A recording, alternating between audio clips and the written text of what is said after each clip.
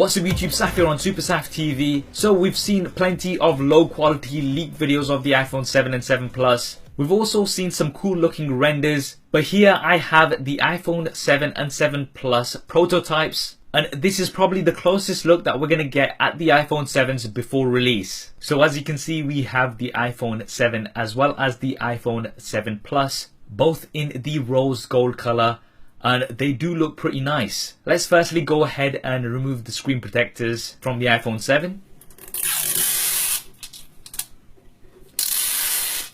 And then from the iPhone 7 Plus.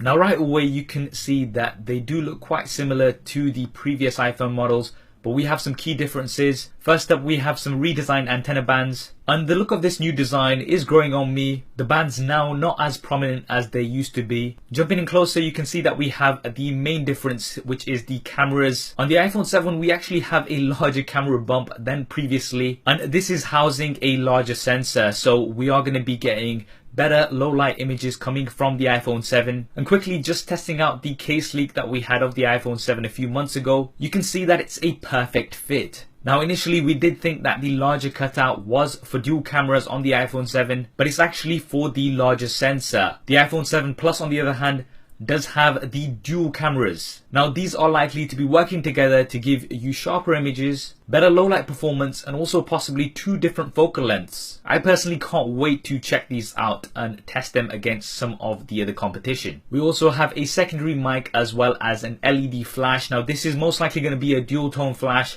On these prototypes it looks like it's just a single. We then have the recognizable shiny Apple logos. On the bottom side of the back we have the iPhone logos as well as some information. These are most likely going to be a little bit different on the final release models. What's also interesting is that these prototypes do not have the 3-pin connectors that we've seen on certain leaks on the iPhone 7 Plus. And realistically speaking, it is looking like this year we are not going to see that 3-pin connector. This may be something that we see next year. Flipping over onto the front, you can see that they look very similar to what we've got with the iPhone 6 and 6s. 4.7 inches for the iPhone 7 and 5.5 inches for the iPhone 7 Plus. No change here really. Resolution is likely to remain the same, and we are also likely to have 3D touch as we've had before. Up top are your earpieces as well as the 5 megapixel front facing cameras, which are also going to be slightly improved, so giving better low light performance. Now on the bottom side of the front we have the Touch ID sensors.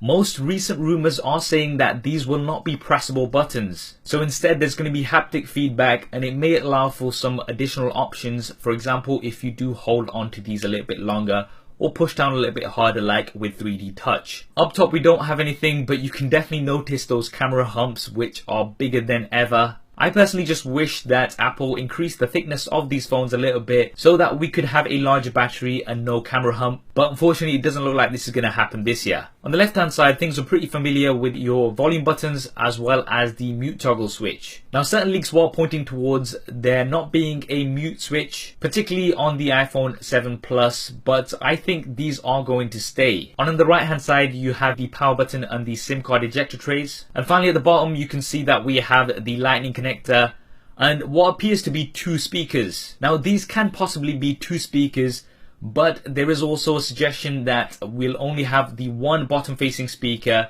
and the other grills are for the microphone. Now the key thing here is that there is no headphone jack, and this is all but confirmed, so you're either going to have to use Bluetooth headphones with a lightning connector, or use a lightning connector to 3.5mm headphone jack converter. Whether this will be included in the box or not, that we'll have to wait and see for. So there we have it, an unboxing and a very close look at the iPhone 7 and iPhone 7 Plus prototypes. Now this is probably the closest look that we're going to be getting at the new iPhone 7s before the launch next month, and that's likely to be on the 7th of September, with the release following in the coming weeks. What do you think of the iPhone 7 and 7 Plus? Do drop me a comment below and let me know your thoughts. I hope you enjoyed this video and found it useful. If you did, then please do hit that thumbs up button for me, it really does help me out. And if you haven't already, then be sure to subscribe.